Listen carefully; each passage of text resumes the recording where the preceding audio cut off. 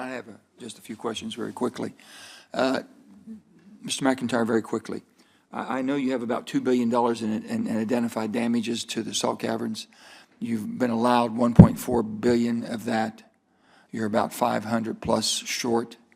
Do you need appropriations for us to basically transfer the money and the profits you've made from what we've been able to sell, the $180 billion, to allow you to complete your restoration, I believe? Has the 1.4 has it been expended already? Yeah, thank you, Senator, for that question. You want to turn your mic on? Oh, I thought it was. Okay. So I'll sit closer. Just put your mic up a little bit higher. Probably work better. Thank you for that question, Senator. We do need legislation to be able to move any funding out of our one account that funds that we have revenues from the emergency sales into our Life Extension 2 account. We've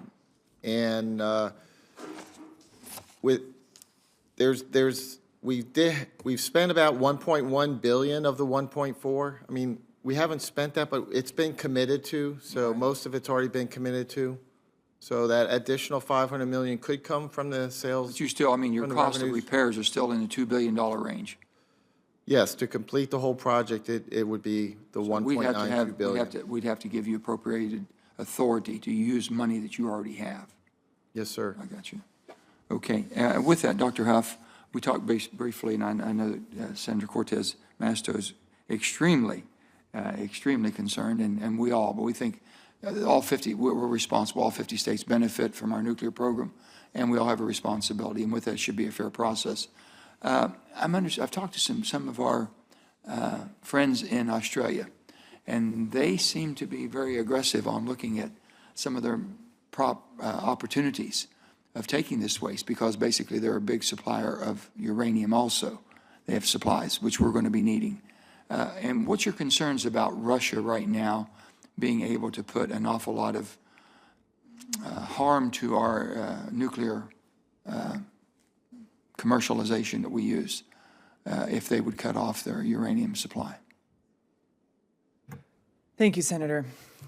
Continued reliance on fuel, particularly conversion and enrichment from the Russian Federation, puts our energy supply chain at risk for the 20% of the electricity in this country that is provided by clean nuclear power.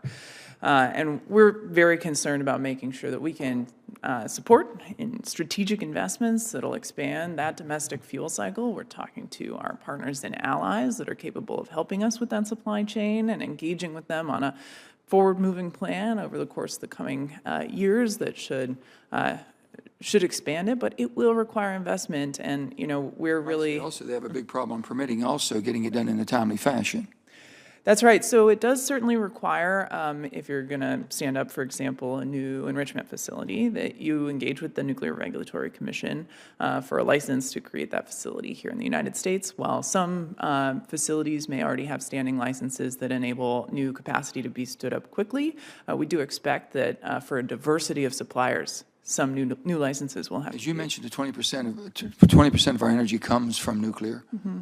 If that supply of uranium stops, and it could stop immediately, what damage and how quick will we realize this damage to our energy supply? Thank you, Senator. We're taking this very seriously in DOE and have conducted a number of analyses.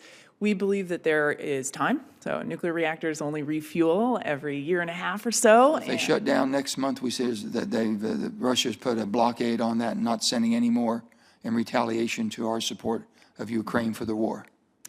Right. We would have a little time to continue operating our plants and refueling them, but yeah, an immediate blockade of Russian Federation fuel would require that we draw down some of the inventory in our borders. We expect that there's a few years of that inventory available that could be shared among our We have utilities. some of our free trade countries, free trade agreement countries that we are able to rely on, and can they quickly ramp up to supply the loss that we have? We're engaging actively with our, allies and partners across the world, but there is a broad deficit in supply were Russia to stop supplying to all of the peaceful democratic world. So everyone would have to work together to So expand that. it could be of critical, concern to national defense. Correct. And you're willing to pull the trigger if you have to. Yes, sir. I think we need to be prepared for a disruption in supply. Well, at I'm any just time. saying, to be able to process, getting the stock feed is one thing. Oh, yeah. Processing it.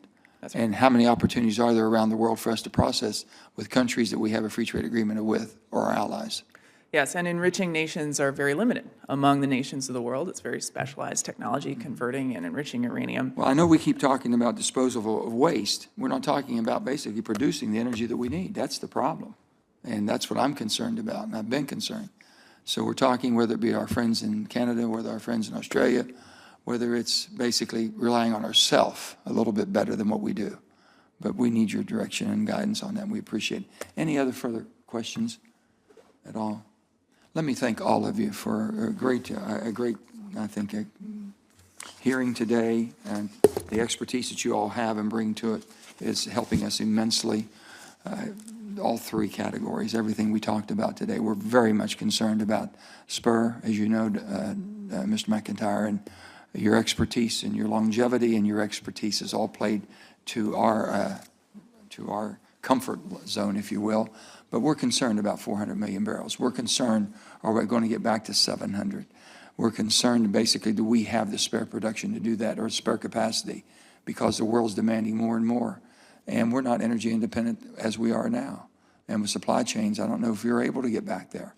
If you don't, do you have the salt caverns that are going to be basically deteriorating because there is no the great amounts of oil that we should have in there. And you can't be taking out and putting out. So we got to make some decisions here.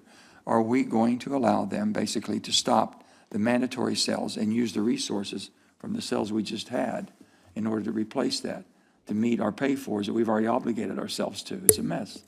It's really a mess. But we're in it, and we got to get out of it, and we can. It's nice that they bought low and sold high. Yeah, but I think we're about ready to buy a little bit higher than we bought before. But still yet, I think we're watching it very carefully there. Nuclear, Dr. Huff, we feel we're comfortable that you're there in that position. But with that, we're really very much concerned about the ability for us to maintain the energy that we need for our country.